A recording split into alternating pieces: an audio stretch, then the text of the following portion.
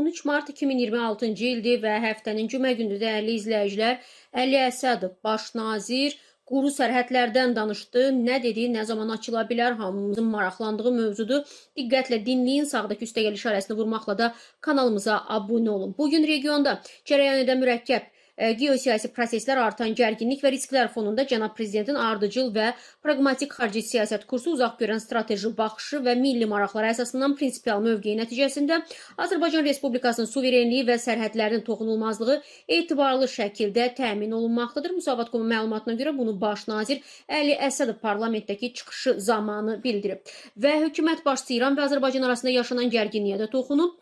Məlum olduğu kimi deyib, ötən həftə İran ərazisindən Azərbaycan Naxçıvan Muxtar Respublikasının ərazisində pilotsuz uçuş aparatlarının istifadəsi ilə bağlı hadisə baş verib. Baş verən bu xoşa gəlməz hadisə fonunda Azərbaycan cəmiyyəti və beynəlxalq ictimaiyyət bir daha əmin oldu ki, Prezident İlham Əliyev xalqının təhlükəsizliyini qoruyan və hər zaman öz xalqının arxasında duran güclü bir liderdir. Və deyib, onu da əlavə edeyim ki, son dövrlərdə regionda cərəyan edən hadisələr Azərbaycanın quru sərhədlərinin bağlı saxlanması qərarının nə qədər əsaslı və zəruri olduğunu göstərir. Eyni zamanda cənab prezidentin də uzaq görən və müdrik dövlətçilik siyasətinin növbəti təsdiqidir deyə Əli Əsədov parlamentdəki çıxışında bu mövzuya toxunub, dəyərli izləyicilər.